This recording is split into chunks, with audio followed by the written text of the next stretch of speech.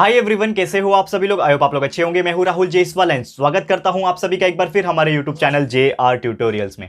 Friends, आज again आपके सामने एक मोस्ट इंपॉर्टेंट हिस्ट्री का लेक्चर वीडियो लेकर आ चुका हूं दोस्तों, जिसमें आज के दिन हम लोग पढ़ने वाले हैं हमारे 8th स्टैंडर्ड के लिए हिस्ट्री सब्जेक्ट का जो हमने चैप्टर की शुरुआत की थी दोस्तों, जिसका नाम है chapter number 9 last phase of struggle for independence. तो आज हम इस पर्टिकुलर चैप्टर का लेक्चर नंबर 4 आपके लिए लेकर आ गए हैं, जो कि अगेन एक बहुत ही ज्यादा इंपॉर्टेंट लेक्चर वीडियो होने वाला है। तो दोस्तों, आपको साथ ही में याद दिलाना चाहूंगा कि इसके पहले टोटल हमने 3 लेक्चर्स कंप्लीट कर दिए हैं इस पर्टिकुलर चैप्टर के, जिसमें हमने देखा कि किस प्रकार लोगों ने अपनी आखिरी मुकाम पे मेहनत किया, आखिरी मुकाम पे स्ट्रगल किया कि हमें आजादी मिल सके। जिसमें हमने एक्ट ऑफ 1935 देखा, क्रिप्स मिशन देखा, फिर उसके बाद हमने क्विट इंडिया मूवमेंट क्या था, क्विट इंडिया रेजोल्यूशन क्या था, किस प्रकार हमने प्रीवियस लेक्चर में देखा कि पैरेलल गवर्नमेंट किस प्रकार लोगों ने एस्टैब्लिशमेंट किया। तो ये इतने सारे टॉपिक्स हमने इस चैप्टर के कंप्लीट किए हुए हैं, तो प्लीज जाके आप इसके पहले के लेक्चर्स देख सकते हो अगर आपने नहीं देखा होगा तो। एंड साथ ही में आज चौथा लेक्चर है और आज इस चैप्टर का ये लेक्चर जो है आखिरी लेक्चर है, यानी फाइनली हमारा ये जो चैप्टर है ये टोटली 100% कंप्लीट होने वाला है। ठीक है दोस्तों, तो वीडियो बहुत इंपॉर्टेंट है, वीडियो को एंड तक देख लेना। गिने चुने टॉपिक्स है और आज हम सुभाष चंद्र बोस के बारे में बात कर रहे होंगे। बहुत ही मजेदार व्यक्ति हैं, बहुत ही बोलते हैं ना ब्रेव व्यक्ति। आज भी हम उनके बारे में सुनते हैं तो बहुत ज्यादा गर्व महसूस होता है कि वो हमारे देश के लीडर रह चुके हैं। बहुत ही अच्छा लगता है हमें वो सब चीज को देखते हुए। तो प्लीज आप वीडियो को एंड तक देख लेना। साथ में आप दोस्तों आप प्लेलिस्ट चेक कर सकते हो, क्योंकि प्लेलिस्ट में आपके बाकी के सब्जेक्ट्स पूरा हमने कंप्लीट किया हुआ है। Science, maths, English, grammar, history, civics, geography जो भी है आपका वो सब कंप्लीट है। तो प्लीज जाके चेकआउट कर लीजिए। गिने चुने चैप्टर्स बचे हुए हैं आपके, तो वो हम लोग कंप्लीट करा रहे हैं। विद इन सम डेज आपका चैप्टर पूरा कंप्लीट हो जाएगा, पूरा सिलेबस कंप्लीट हो जाएगा। ठीक है, तो बने रहना, कंसेप्चुअल नॉलेज को क्लियर करते रहना। शुरुआत करें तो क्या टॉपिक पढ़ना है आज। सबसे पहले हम बात करेंगे सुभाष चंद्र बोस के बारे में, लेकिन सुभाष चंद्र बोस के बारे में हम डायरेक्टली बात नहीं करेंगे। हम बात करने वाले हैं यहां पे इंडियन नेशनल आर्मी के बारे में। किसके बारे में बात कर रहे हैं? सबसे पहला जो टॉपिक है हमारा वो है दोस्तों इंडियन नेशनल आर्मी। क्या है ये इंडियन नेशनल आर्मी? आप इसको हिंदी में ट्रांसलेट कर दो। हिंदी में अगर ट्रांसलेट करोगे तो नॉर्मली इंडियन नेशनल आर्मी का जो ट्रांसलेशन है, जो हिंदी में वर्ड यूज किया जाता है वो है दोस्तों यहां पे आजाद हिंद सेना। ठीक है, क्या बोलते हैं इसको हम लोग बोलते हैं आजाद हिंद सेना। ठीक है ना, इंडिया के लिए आजाद वर्ड यूज किया बिकॉज वी वांट इंडिपेंडेंस, ऐसा वहां पे मुहिम चल रहा था। नेशनल हिंद यानी हिंदुस्तान आर्मी सेना, तो आजाद हिंद सेना या फिर आजाद हिंद फौज, ये भी आपने वर्ड सुना होगा। तो ये जब भी हम सुनते हैं आजाद हिंद सेना या फिर आजाद हिंद फौज, हमें सुभाष चंद्र बोस की याद आती है। क्यों? क्योंकि नेताजी सुभाष चंद्र बोस जो थे, वो जो व्यक्ति थे, उन्होंने बहुत ज्यादा अपना एक ट्रिमेंडस एफर्ट डाला था इन चीजों को सक्सेसफुल बनाने के लिए, और इंडिया को इंडिपेंडेंस दिलाने में उनका भी एक बहुत बड़ा हाथ था। और अगर हम बात करें ईस्टर्न बॉर्डर, हमारा जो ईस्ट का बॉर्डर था, आज जहां पे हमारा आसाम है, कोलकाता है, ठीक है ना, वेस्ट बंगाल वगैरह, जो ईस्टर्न इलाका जो था आप देखोगे वहां पे तो बहुत सारे इंडियंस जो थे यहाँ पे वो ब्रिटिश के खिलाफ वहां पे लड़ाइयाँ लड़ रहे थे, और बहुत सारे ऐसे जो सोल्जर्स थे वो इन आर्मी में शामिल थे। यानी कि ये जो आजाद हिंद सेना जो थी इंडियन नेशनल आर्मी में थे, इसमें शामिल थे, और नेताजी सुभाष चंद्र बोस जो थे वो उनके लीडर थे। यानी कि कहीं ना कहीं सुभाष चंद्र बोस के अंदर एक लीडरशिप की छवि थी, एक लीडरशिप की क्वालिटी थी। और साथ ही में जो सुभाष चंद्र बोस थे एक बहुत ही इंपॉर्टेंट लीडर थे इंडियन नेशनल कांग्रेस के। आपको पता है वो टाइम पे एक ही बहुत अच्छी तगड़ी पॉलिटिकल पार्टी मानी जाती थी, इंडियन नेशनल कांग्रेस, जो कि इंडिपेंडेंस के लिए उनका भी बहुत बड़ा योगदान रहा है। भले आज लोग कुछ भी बातें करते हैं, लेकिन कहीं ना कहीं ये बात सच भी है, भूलना नहीं चाहिए। जो भी किया उन्होंने, क्या किया वी डोंट नो। बहुत सारे लोग आज के डेट में बहुत सारे लोग उनके खिलाफ बहुत सारी चीजें बात करते हैं, लेकिन कहीं ना कहीं इंडियन नेशनल कांग्रेस उस टाइम पे थी।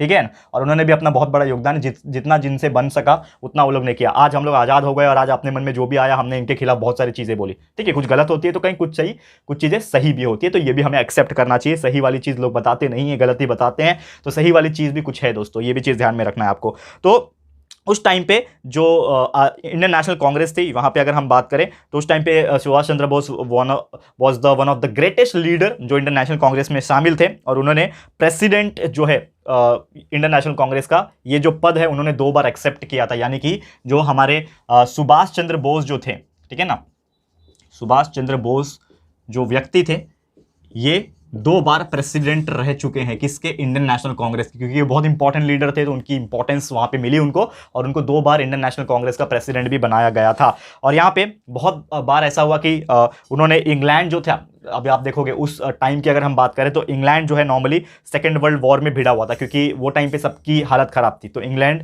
वर्ल्ड वॉर में एक तरीके से व्यस्त था, तो इन्होंने जो इंडियंस थे उन्होंने सोचा कि यार ये सिचुएशन का हमें एडवांटेज उठाना चाहिए और एक तरीके से माहौल ऐसा क्रिएट करना चाहिए कि अंग्रेज कमजोर पड़ जाए और उसको ऐसा रियलाइज हो जाए कि यार वो इंडिया पे रूल नहीं कर सकता और हमें इंडिया को आज़ादी देनी पड़ेगी, इस प्रकार का मुहिम जो है चल रहा था। तो इंडिया ने बहुत ज़्यादा अपने एक तरीके से बोल सकते हो जो एनिमीज थे यहाँ पे उनके ऊपर नज़र बनाई रखी, और जो इंग्लैंड के दुश्मन थे उन्होंने उनसे दोस्ती करने की कोशिश की, क्योंकि देखो दुश्मन का दुश्मन जो होता है वो हमारा दोस्त होता है। इस प्रकार की जो चीज़ें हैं वो इंडिया ने भी सोचा कि हम ये चीज़ करेंगे, और एक तरीके से बहुत ज़्यादा ओपिनियन के बीच में डिस्टर्बेंस आने लगे, कुछ डिफरेंसेस आने लगे, तो ये सब चीज़ हो नहीं पाया। अदर जो कांग्रेस लीडर्स थे उनके साथ ओपिनियन उनका बैठा नहीं, तो ये जो चीज़ था वो सक्सेसफुल नहीं हो पाया। लेकिन उसके बाद क्या हुआ कि जो सुभाष चंद्र बोस थे उन्होंने ये जो प्रेसिडेंट का जो पोजीशन था उससे रिजाइन कर दिया, क्योंकि देखो क्या होता है कि जब मेरे पास कुछ आइडिया आएगा, अब मेरे ऊपर कोई समझ लो बॉस है, वैसे तो है नहीं लेकिन समझ लो मेरे ऊपर कोई बॉस है, तो मैं बोलूंगा बॉस ये मेरे पास आइडिया है, तो वो बोलेगा कि नहीं तेरा आइडिया बकवास है, सीधा बोल देगा। तो मैं क्या सोचूंगा यार मेरी तो इज्जत ही नहीं है यहाँ पे, तो मैं छोड़ दूंगा उस जॉब को।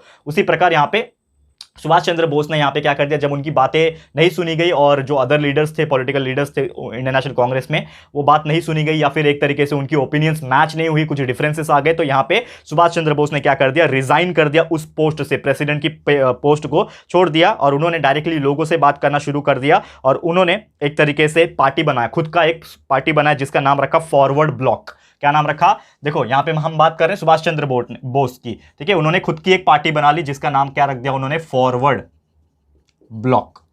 फॉरवर्ड ब्लॉक करके उन्होंने क्या कर दिया, एक पार्टी बना दी, ठीक है। और उनके जो स्पीचेस होते थे, ठीक है ना, उनके जो स्पीचेस होते थे तो नेताजी, मतलब हमारे जो सुभाष चंद्र बोस है उनको प्यार से नेताजी कहा जाता था, ठीक है ना, आज भी आप जानते हो नेताजी सुभाष चंद्र बोस, ठीक है। तो नेताजी हमेशा एक तरीके से अपील करते थे कि आप आंदोलन करो, ब्रिटिश के खिलाफ आवाज उठाओ, तभी जाके ये हमें छोड़ेंगे ना, नहीं तो अगर आप कोई डर के मारे आप चुपके से बैठे रहोगे तो आपके ऊपर जो राज कर रहा है वो कभी आपके बारे में सोचेगा भी नहीं, उनको तो ऐसा लगेगा कि हाँ डर के बैठे हुए हैं। लेकिन आप आवाज उठाओगे, आप उनसे मुकाबला करोगे, हो सकता है कुछ लोगों की सैक्रिफाइसेस होगी, कुछ लोगों को कुर्बानी देनी पड़ेगी, लेकिन ये बात जब पहुंचेगी तब उनको एक ना एक दिन रियलाइज होगा और उनको छोड़ना ही पड़ेगा, इंडिया को आजाद करना ही पड़ेगा। इस प्रकार की वो सोच रखते थे। तो सुभाष चंद्र बोस जो थे उन्होंने बहुत बार एक तरीके से आप बोल सकते हो कि फास्ट रखा टिल डेथ, कि मैं अमरन फास्ट रखूंगा, उस प्रकार की जो चीज़ें हैं। तो जब गवर्नमेंट ने उनको कैद कर लिया था, ब्रिटिश गवर्नमेंट ने जब देखा कि वो स्पीच दे रहे हैं, लोगों को अपने मत में कर रहे हैं, हमारे खिलाफ भड़का रहे हैं, तो क्या कर दिया था, उनको जेल में डाल दिया था, इन प्रिजन कर दिया था, सुभाष चंद्र बोस को जेल में डाल दिया था। तब सुभाष चंद्र बोस ने क्या किया, फास्ट किया, यानी कि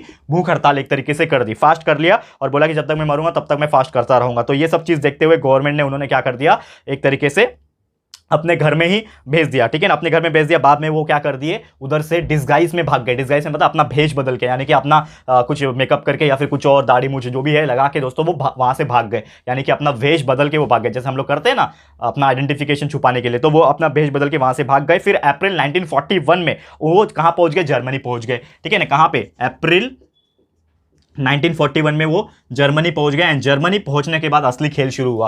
तो जर्मनी पहुंचने के बाद उन्होंने बहुत सारे फ्री इंडिया जो सेंटर्स थे जो वहां पे थे, जैसे कि बर्लिन रेडियो स्टेशन था जर्मनी का, उन्होंने लोगों को, इंडियन लोगों को अपील किया, वो रेडियो स्टेशन से, रेडियो के माध्यम से लोगों को संदेश पहुंचाने की कोशिश किया कि आप ये सब चीज़ के खिलाफ एकजुट हो जाओ, आप हमारे आर्मी में शामिल हो जाओ, आज़ाद हिंद फौज जो है उसमें शामिल हो जाओ। और यही पीरियड के दौरान रश बिहारी बोस एक व्यक्ति थे, उन्होंने सुभाष चंद्र बोस को जापान में बुलाया। आप जानते होंगे इनके बारे में, रश बिहारी बोस, ठीक है, काफ़ी ज़्यादा माने जाते हैं, rush Bihari Bose.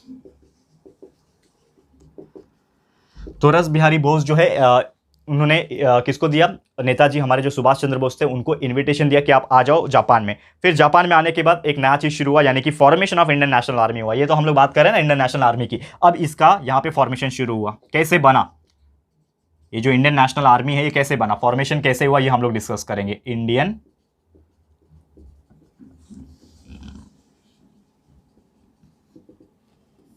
Indian national army का फॉर्मेशन कैसा हुआ ये हम डिस्कस करेंगे। तो अभी रश बिहारी बोस ने किसको बुलाया था, नेताजी सुभाष चंद्र बोस को जापान बुला लिया। तो जैसे ही यहाँ पे रश बिहारी बोस ने, जापान जो है वो लगभग 1915 से रह रहे हैं, यानी कि बहुत पुराने टाइम से वो रह रहे हैं वहाँ पे। तो उन्होंने जो इंडियन पैट्रियोट्स होते हैं, यानी कि जो देश के लिए मर मिट सकते हैं, इस प्रकार के जो लोग होते हैं ना, इंडिया के चाहने वाले लोग जो होते हैं, वो बहुत सारे कंट्रीज में जो साउथ ईस्ट एशिया जो कंट्रीज है वहाँ के लोगों को एक साथ ऑर्गेनाइज किया था, एक साथ इकट्ठा किया था। और उन्होंने एक इंडियन इंडिपेंडेंस लीग भी बनाया था। और अर्ली जो पार्ट था, यानी कि स्टार्टिंग का जो पार्ट था 1942 में, तो जापान ने बहुत सारी टेरिटरीज जो साउथ ईस्ट एशिया था उस पर कब्जा जमा के रखा था, क्योंकि Japan was a very powerful country. आपको पता होगा वर्ल्ड वॉर 2 खत्म कैसे हुआ, जब अमेरिका ने जापान के ऊपर बॉम्ब गिराया, हिरोशिमा एंड नागासाकी में एटॉमिक बॉम्ब, तब खत्म हुआ। लेकिन उस टाइम पे जापान भी जो है साउथ ईस्ट जितने भी एशियन कंट्रीज थे उसके ऊपर अपना दबदबा बना के रखा था, because he was a very powerful country at that time. ठीक है। तो बहुत सारे जो थाउजेंड्स ऑफ इंडियन सोल्जर्स थे और ब्रिटिश के जो ऑफिसर्स थे वहां पे थे, और वो जो है जापान के हत्थों चढ़ गए थे, यानी कि जापान बहुत पावरफुल था उस टाइम पे, तो जापान के अंडर में आ गए थे। और रश बिहारी जो बोस थे वहां पे, उन्होंने जो है कैप्टन मोहन सिंह की मदद से यहाँ पे एक बटालियन जो है इंडियन प्रिजनर ऑफ वॉर एक तरीके से आप बोल सकते हो, और उन्होंने उस चीज का नाम रख दिया इंडियन नेशनल आर्मी। यानी कि बहुत सारे फौजियों की मदद से उन्होंने क्या किया, इस तरीके से शुरुआत कर दिया, और Indian national army, Azad Hind फौज या फिर आजाद हिंद सेना जो हम लोग बोलते हैं, उसकी शुरुआत की गई। बाद में जो नेताजी सुभाष चंद्र बोस थे, इन्होंने इस पार्टी को लीड किया था। पार्टी यानी कि ये जो आर्मी था, तो सबसे पहले इनिशिएट किसने किया था, रस बिहारी बोस ने इनिशिएट किया था। ये कुछ ऑफिसर्स और को लेके एक इकट्ठा होके ये जब आर्मी जो है इंडियन नेशनल आर्मी क्रिएट की थी, बाद में उसको हैंडओवर कर दिया था नेताजी सुभाष चंद्र बोस के हाथ में। यानी कि ये जो इंडियन नेशनल आर्मी है, इसका फॉर्मेशन जब हुआ तो उस टाइम पे रस बिहारी बोस ने इनिशिएट करके फिर नेताजी सुभाष चंद्र बोस के हाथ में दिया था। और अक्टूबर 1943, ठीक है ना, देखो यहाँ पे अक्टूबर 1943, ये डेट आपको याद रखना, ये सब छोटी छोटी चीजें हैं, ठीक है।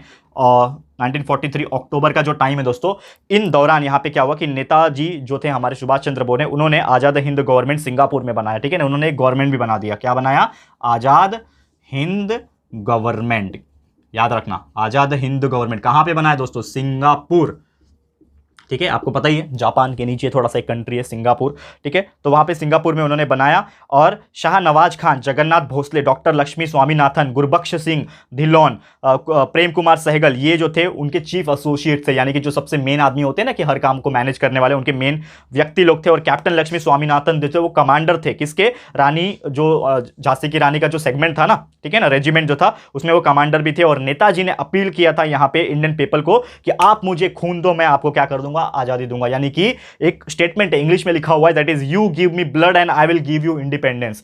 दैट इज कि आप मुझे खून दो, तुम मुझे खून दो, मैं तुमको आजादी दूंगा। ये कौन बोलता था, नेताजी सुभाष चंद्र बोस ही बोलते थे कि यार हम आपके देश के लिए मर मिटने के लिए तैयार है, मरेंगे भी और मारेंगे भी। यानी कि आप हमें खून दे दो अपना, आप हमारे साथ आओ और अपनी सैक्रिफाइसेस दो, खून दो अपना, हम तुमको आजादी दिलाएंगे, इतनी गारंटी है। इस प्रकार से नेताजी सुभाष चंद्र बोस की वर्डिंग्स होते थे, और आज भी उनकी ये बात सुन के देखो गूज़बम्स आता है, ठीक है। तो ये सब चीजें हैं अगर हम बात करें। अब इंडियन नेशनल आर्मी का जो अचीवमेंट्स है वो क्या क्या है वो डिस्कस करेंगे।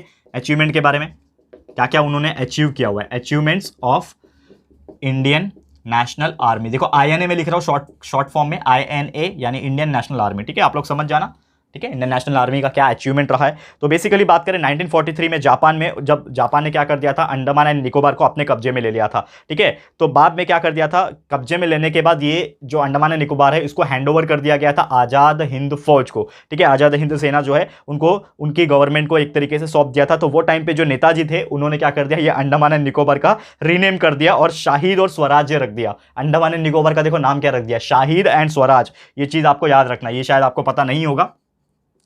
शहीद, शहीद बोलते ना, शहीद होना, एंड स्वराज्य यानी सैक्रिफाइस एंड इंडिपेंडेंस एक तरीके से। तो शाहिद, शहीद बोल लो, शाहिद जो भी बोलना है, तो शहीद और स्वराज्य ये नाम रख दिया। और 1944 में इंडियन नेशनल कांग्रेस ने इंडियन नेशनल आर्मी ने, माफ कीजिएगा दोस्तों, ये जो इंडियन नेशनल आर्मी है, ये जो हमारे आजाद हिंद सेना थी उस टाइम पे, उन्होंने ऐसे बहुत सारे चमत्कार किए, जैसे उन्होंने कैप्चर कर दिया अराकन प्रोविंस जो कि म्यांमार में आता है, उसको कैप्चर कर दिया। बाद में ईस्टर्न बॉर्डर, जो आसाम का बॉर्डर था, ईस्टर्न बॉर्डर, उसको भी अपने कब्जे में ले लिया। फिर वही टाइम पे यहाँ पे इम्फाल, इम्फाल आपको पता है ना, साउथ ईस्ट इंडिया में आता है, इम्फाल करके एक जगह है, ठीक है, उसको भी एक तरीके से कंप्लीट कर दिया, अपने कब्जे में ले लिया। एंड बाद में जापान ने इंडियन नेशनल आर्मी को रोका भी, वहाँ पे इंडियन नेशनल आर्मी को रोका गया, बट सोल्जर्स जो थे इंडियन नेशनल आर्मी के, उन्होंने डेडिकेशन के साथ वहाँ पे लड़ाई लड़ी। एंड कुछ ही समय में जापान ने जो है वहाँ पे हार मान ली। और 18 अगस्त में 1945 में यहाँ पे एक बहुत ही दुर्घटना, बड़ी चीज़ें हुई कि सुभाष चंद्र बोस जो है एक प्लेन एक्सीडेंट में, कहीं जा रहे थे वो प्लेन से, तो प्लेन एक्सीडेंट में उनकी मृत्यु हो गई। तो आपको डेट याद रखना है, 18 अगस्त 1945, ठीक है, 18 अगस्त 1945 में सुभाष चंद्र बोस की क्या हो गई दोस्तों, डेथ हो गई इन ए प्लेन एक्सीडेंट। ये सब रीजन वगैरह आपको याद रखना है, कभी कभी एग्जाम में पूछता है MCQs में, तो आपको ये चीज़ ध्यान में रखना है। तो उनकी मृत्यु हो गई। और उसके बाद जो सोल्जर्स थे, देखो अब लीडर नहीं रहा तो सोल्जर्स भी कमजोर पड़ जाते हैं कि हमें ऑर्डर कौन देगा। तो वो टाइम पे क्या हुआ, जो सोल्जर्स थे इंडियन नेशनल आर्मी के, उनको अपने हथियार को जो है वो डालना पड़ा। और ये एक बहुत ही बेहतरीन जो मुहिम चल रहा था इंडियन नेशनल आर्मी का, ये यहाँ पे क्या हो गया, समाप्त हो गया। क्लियर है। तो उम्मीद करता हूँ कि ये टॉपिक भी आपको बहुत अच्छी तरीके से समझ में आया। बाद में क्या हुआ कि जो ब्रिटिश गवर्नमेंट थे, ब्रिटिश के जो ऑफिसर्स थे, उन्होंने क्या कर दिया, जो इंडियन नेशनल आर्मी का था उसको एक तरीके से डिसमेंटल करने की कोशिश की, पूरी तरीके से खत्म करने की कोशिश की। लेकिन जो पंडित जवाहरलाल नेहरू थे, भालूभाई देसाई थे, तेज बहादुर सप्रे थे, ये जो कुछ एक्सपर्ट लॉयर्स थे, उन्होंने डिफेंड किया। क्योंकि देखो अब ब्रिटिशर्स क्या चाहते थे कि जो जो देखो सुभाष चंद्र बोस तो जो है वो डेथ हो गई थी उनकी, लेकिन उनके कुछ जो एसोसिएट्स थे, जो चीफ एसोसिएट्स थे, जो उनके साथ में काम करने वाले व्यक्ति थे, वो एक तरीके से चाहते थे कि कहीं ना कहीं ब्रिटिश चाहते थे कि वो व्यक्ति को हम जेल में डाल दें या फिर उनको सजा दे दें। लेकिन ये जो वकील थे, जैसे मैंने बात किया पंडित जवाहरलाल नेहरू एंड बाकी के जो भालूभाई देसाई, तेज बहादुर थे, इनको डिफेंड करने दिया।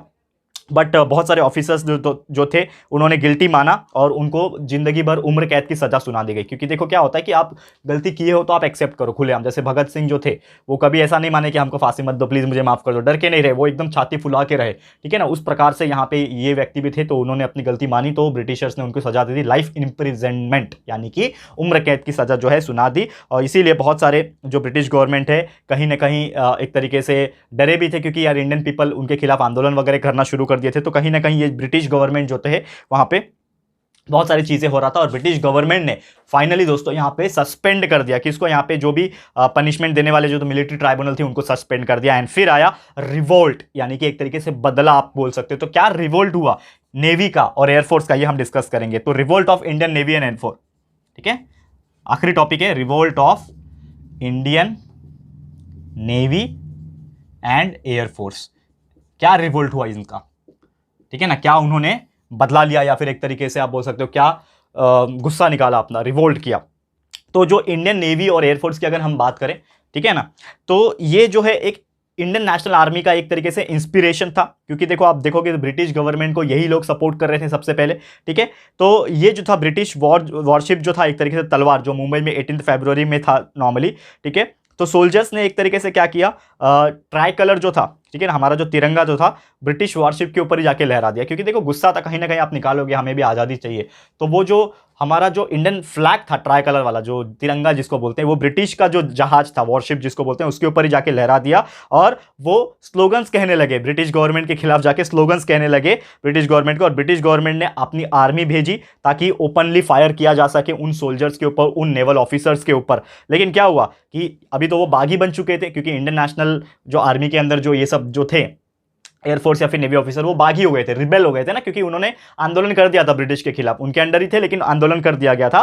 तो यहाँ पे उन्होंने एक तरीके से काउंटर अटैक भी किया, काउंटर फायरिंग भी किया। और यहाँ पे जो वर्कर्स और कॉमन पीपल था उनका सपोर्ट काफी अच्छा मिला नेवल सोल्जर्स को। और फाइनली सरदार वल्लभ भाई पटेल जो व्यक्ति थे, उनके कहने के ऊपर जो सोल्जर्स जो थे, नेवल सोल्जर्स थे, उन्होंने अपने हथियार डाले। नहीं तो ये क्रॉस फायरिंग चलता ही रहता, इधर से ब्रिटिश फायरिंग कर रही है, इधर से इंडियन नेवल जो है वो फायरिंग कर रहा है। रिबेलियंस जिसको हम बोल सकते हैं, एक तरीके से हमारे बागी जो थे वो फायर कर रहे थे। लेकिन यहाँ पे बीच में कौन आ गया, यहाँ पे सरदार वल्लभ भाई पटेल आ गया, और उन्होंने जब समझाया तब जाके इन्होंने अपने हथियार डाले। और ये चीज को सपोर्ट करने के लिए एक तरीके से आप बोल सकते हो, यहाँ पे जो नेवल सोल्जर्स थे, एयरफोर्स के जो ऑफिसर्स थे, दिल्ली, लाहौर, कराची, अंबाला, मेरठ, वो लोग क्या चले गए, स्ट्राइक पे चले गए। क्योंकि देखो ये बहुत गलत हो रहा था, तो वो लोग अपना आंदोलन करने लगे, स्ट्राइक पे चले गए। और एक रिवोल्ट का मूवमेंट आ गया, एक आंदोलन का मूवमेंट वहां पे आ गया। क्योंकि सेंटिमेंट्स भी बहुत सारे लोगों को हर्ट हुआ था, बहुत सारे लोगों को दिल से बुरा लगा था। और एक पीरियड आया 1942 से लेकर 1946 तक, तो ये जो चीज था, ये जो घटनाएं हो रही थी सारी, ये ब्रिटिश के वजूद को हिला रहा था। ब्रिटिश का जो फाउंडेशन था वो पूरा हिला चुका था, हिल चुका था। British umpire